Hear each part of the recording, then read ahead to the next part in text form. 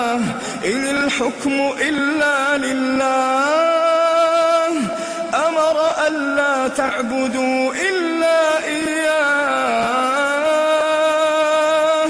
ذلك الدين القيم ولكن أكثر الناس لا يعلمون يا صاحبي السجن أما أحدكما فيسقي ربه خمرا وأما الآخر فيصلب فتأكل الطير من رأسه قضي الأمر الذي فيه تستفتيان وقال للذي ظن أنه ناج منهما اذكرني عند ربك فأنساه الشيطان ذكر ربه فلبث في السجن بضع سنين. وقال الملك إني أرى 7 بقرات سمان يأكلهن 7 عجاف و7 سنبلات خضر وأخر يابسات يا أيها الملأ أفتوني في رؤياي إن كنتم للرؤيا تعبرون قالوا أضغاث أحلام وما نحن بتأويل الأحلام بعالمين. وقال الذي نجا منهما وادكر بعد أمة أنا أنبئكم بتأويله فأرسلون يوسف أيها الصديق أفتنا في 7 بقرات سمان يأكلهن 7 عجاف و7 سنبلات خضر وأخر يابسات لعلي أرجع إلى الناس لعلهم يعلمون. قال تزرعون 7 سنين دأبا فما حصدتم فذروه في سنبله إلا قليلا مما تأكلون ثم يأتي من بعد ذلك 7 شداد يأكلن ما قدمتم لهن إلا قليلا مما تحصنون ثم يأتي من بعد ذلك عام فيه يغاث الناس وفيه يعصرون. وقال الملك ائتوني به فلما جاءه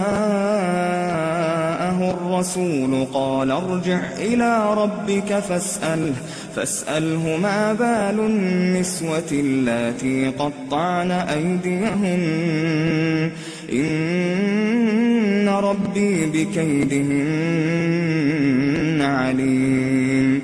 قال ما خطبكن إذ راوتن يوسف عن نفسه قلن حاش لله ما علمنا عليه من سوء. قالت امرأة العزيز الآن حصحص الحق أنا راودته عن نفسه وإنه لمن الصادقين. ذلك ليعلم أني لم أخنه بالغيب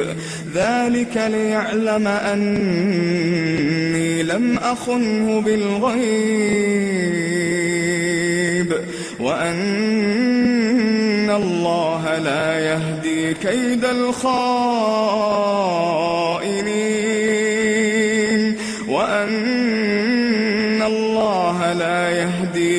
الخائنين.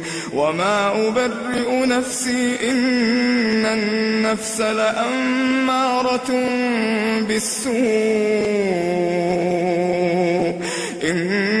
النفس لأمارة بالسوء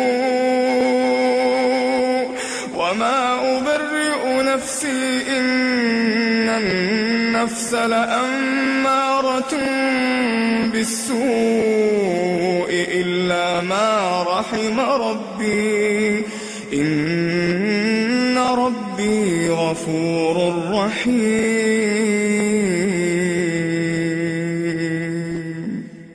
وقال الملك ائتوني به أستخلصه لنفسي فلما كلمه قال إنك اليوم لدينا مكين أمين. قال اجعلني على خزائن الأرض إني حفيظ عليم. وكذلك مكنا ليوسف في الأرض يتبوأ منها حيث يشاء نصيب برحمتنا من نشاء ولا نضيع أجر المحسنين. ولأجر الآخرة خير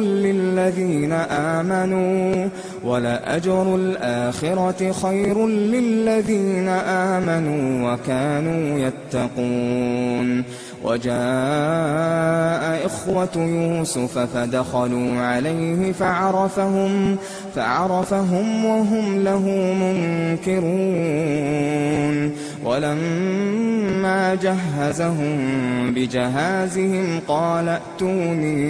قال ائتوني بأخ لكم من أبيكم ألا ترون أني أوفي الكيل وأنا خير المنزلين. فإن لم تأتوني به فلا كيل لكم عندي ولا تقربون. قالوا سنراود عنه أباه وإنا لفاعلون. وقال لفتيانه اجعلوا بضاعتهم في رحالهم لعلهم يعرفونها إذا انقلبوا إلى أهلهم لعلهم يرجعون. فلما رجعوا إلى أبيهم قالوا يا أبانا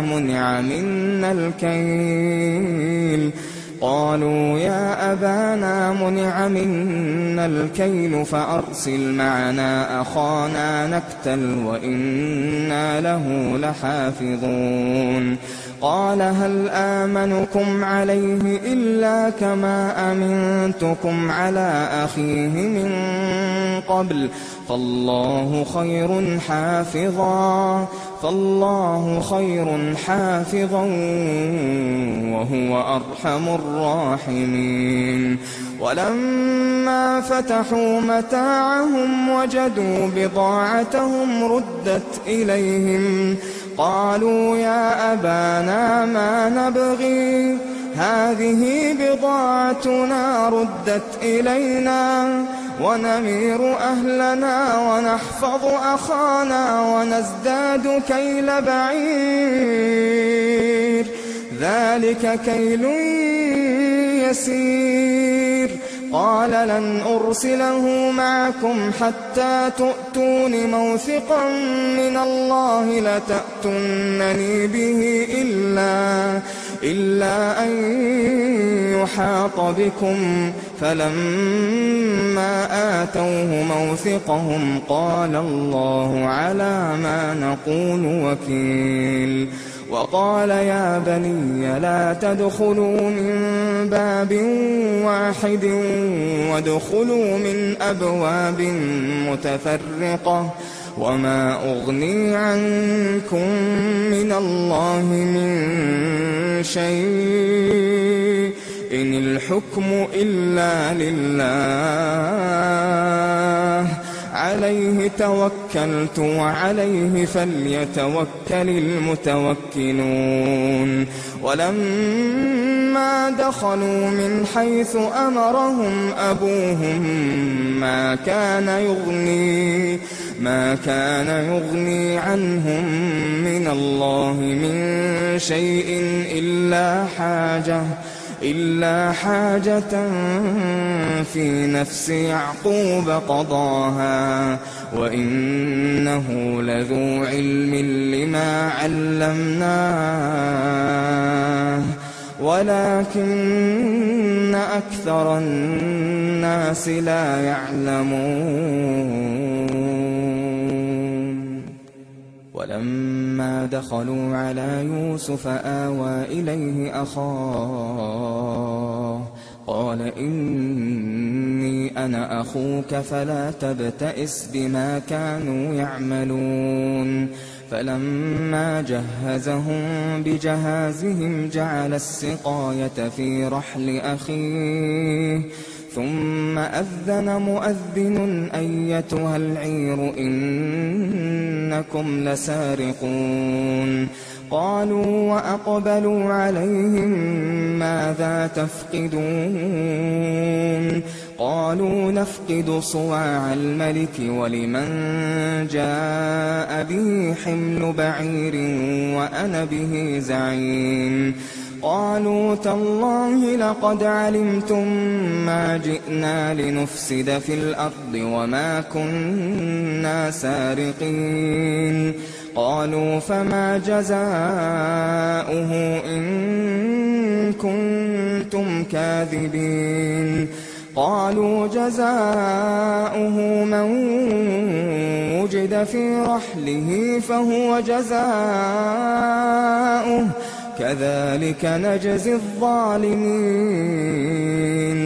فبدأ بأوعيتهم قبل وعاء أخيه ثم استخرجها من وعاء أخيه كذلك كدنا ليوسف ما كان ليأخذ أخاه في دين الملك إلا أن يشاء الله نرفع درجات من نشاء وفوق كل ذي علم عليم. قالوا إن يسرق فقد سرق أخ له من قبل فأسرها يوسف في نفسه ولم يبدها لهم. قال أنتم شر مكانا والله أعلم بما تصفون. قالوا يا أيها العزيز إن له أبا شيخا كبيرا فخذ أحدنا مكانه إنا نراك من المحسنين. قال معاذ الله أن نأخذ إلا من وجدنا متاعنا عنده إنا إذا لظالمون. فلما استيئسوا منه خلصوا نجيا. قال كبيرهم ألم تعلموا أن أباكم قد أخذ عليكم